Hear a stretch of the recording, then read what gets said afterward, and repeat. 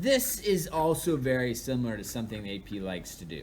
Okay, they give you some data, they give you some information, and then they say, students derive this equation.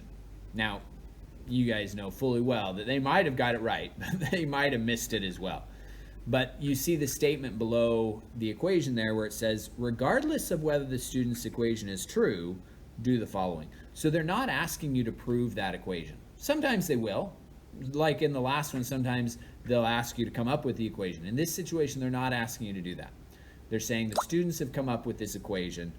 We want you to verify whether it makes sense. Does it even make sense? All right. And one of the ways that we can do that is through linearization. So that's what we're going to try out right now. Okay. First thing it wants us to do, of course, is identify. You can read through it. I'm not going to read through the whole problem or read out the data. Obviously, you can pause the video and do that. Number one, we're going to identify the independent and dependent variables that are in the experiment. So first thing, we're going to recognize that the collision is giving a certain amount of momentum. That is what we're starting with. We're starting with a certain amount of momentum. That's our independent variable. Then we will have kinetic energy, which is the result of that motion. Because it has a specific momentum, it now has a specific amount of kinetic energy. So that's what we've got right there. Okay, so that's going to be our dependent variable. The kinetic energy depends on the momentum. All right, now the equation that the students derived is P equals square root of 2mk. Now that's nice and good, except for one problem. We just recognized that kinetic energy is y and momentum is x. Now you could always, there's actually nothing wrong with doing a linearization process and switching the x and y. Put the x on the y-axis and put the y on the x. I mean, they're just axes. I mean, one's vertical, one's horizontal. What's the big deal, right? You can do that. It's not a problem. But what I'd like to show you right now is, let's see if we can do some rearranging so that it looks like y equals mx plus b.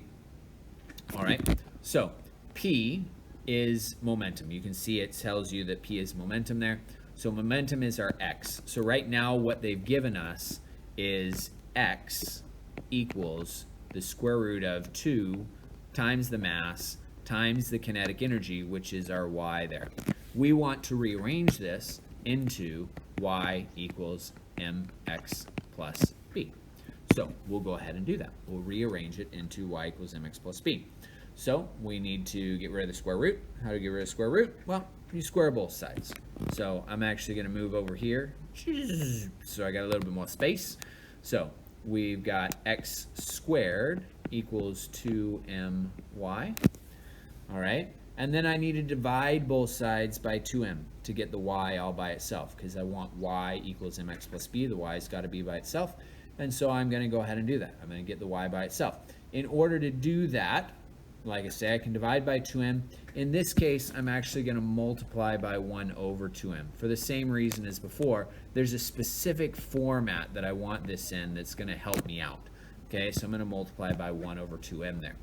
Okay, now what I'm going to have, the 1 over 2m and the 2m will cancel out. So I'm going to have 1 over 2m times x squared is equal to y. A little bit of rearranging here, flop the sides, right? That's going to give us y equals 1 over 2m times x squared.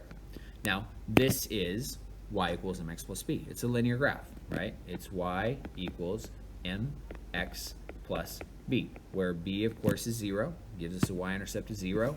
The slope is 1 over 2 times the mass. You can probably guess where this is going. And, of course, we have x, which needs to be x squared.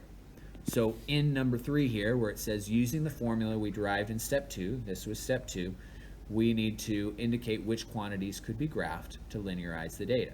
So what we're going to do is we're going to graph y on the y-axis. So we're going to do kinetic energy on the y-axis. And we're going to do momentum squared on the x-axis. Okay, and the reason why we're doing that momentum squared on the x-axis is because of this that we just came up with, where we want the x to be x squared.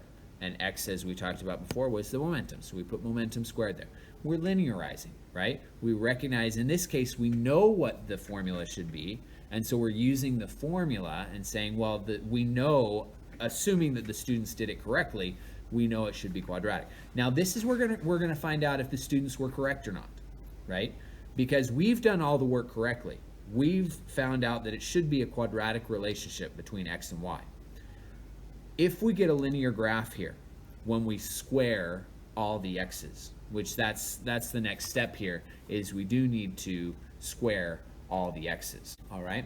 So those are going to be my x values. The y values are still just going to be kinetic energy. That's what I'm getting from my equation here, all right? So I'm going to go ahead and we're going to resize this because now it's time to move on to number 4 and use the quantities that we identified in order to graph and hopefully get a linear graph. If we get a linear graph, then the student's equation, even it might be wrong still, but at least the relationship between x and y is correct. That it has the right, makes sense. It makes sense, all right? So again, I'm gonna go ahead and pause the video while I punch these things in. You should pause it as well. Get your axes labeled, get the points on there, choose good scales for your x and y, make sure that it fits, all right? And pause the video and you'll see the answer in just a minute. All right, so you can see here I've got my momentum squared on the x-axis, I got my kinetic energy over on the y-axis, put all my points on there.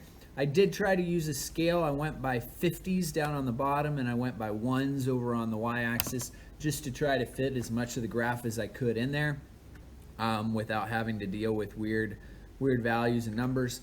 You can see it ended up with a pretty nice graph. You can also see that some of the points aren't on the line. That's okay, right? That's not a problem. That's just life. Life gives bad data. We measure bad data. All right, that doesn't mean the physics doesn't work. The physics can still be used to make approximations and to make predictions. You have a pretty good idea of what's happening. You can see that it is a pretty good linear graph, and it does go through 0, 0, right? That was one of the things that we found here in our equation, that the plus b should be a plus a 0 there, right? And so the fact that it goes through 0, 0, that's a good thing. All right, so now that we've got that, we can do number 7, which says find the slope of your best fit line. Now, one of the things of this is, question number 5 says, does the data verify the relationship implied by the student's equation? And so we can say, yes, it does verify the implied relationship. The reason being is because when we use the relationship that their formula said to use, when we use the y and the x squared, which we got from their equation, the student's equation, it does give us a linear graph. Now, is the slope the right slope? I don't know, but it does give me a linear graph, which means that the y and the x must be y and x squared. It must be a quadratic relationship there, okay? Now, we drew in the line of best fit. We find the slope of the best fit line. We can pick any 2 points on there. Again, like last time, I'm going to choose 0, 0 just because that's easy to work with. And I want another point where it looks like it's going through the grid marks, which is this one right here.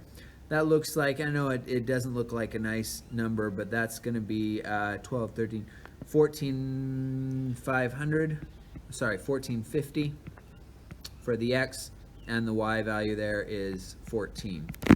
All right, and so when I find the slope, y2 minus y1 over x2 minus x1, that'll end up being 14 over 1450, which will give me a slope of 0.00965, it goes on and on and on. I'll go ahead and round to 3 digits at this point. Okay, I am looking at my original data, which is all in 2 sig figs, which means in the end, I do want to round to 2 significant figures, okay? All right, so that's our slope there. That's not the mass, that's the slope of the line that we just found, okay? So that's question number 7. Question number 8 says, use your graph to determine the mass of the ball. And hopefully you've got this idea down now that the y was y, the x was x squared, so the slope is 1 over 2 times the mass. And so this number, this slope, needs to equal 1 over 2 times the mass. And so in order to solve for mass, there's a couple ways you can do that mathematically. Go ahead, give it a try, see what you need to do to get the right answer. Hopefully you get a mass of 52 kilograms. Okay, the original units, kilogram meters, kinetic energy in joules, that's SI units. And so my final answer of the mass should be in SI units, which is kilograms. Now, you may get a longer decimal than me because I've already put it as two significant figures. Okay, there you go. That's similar to an AP style question.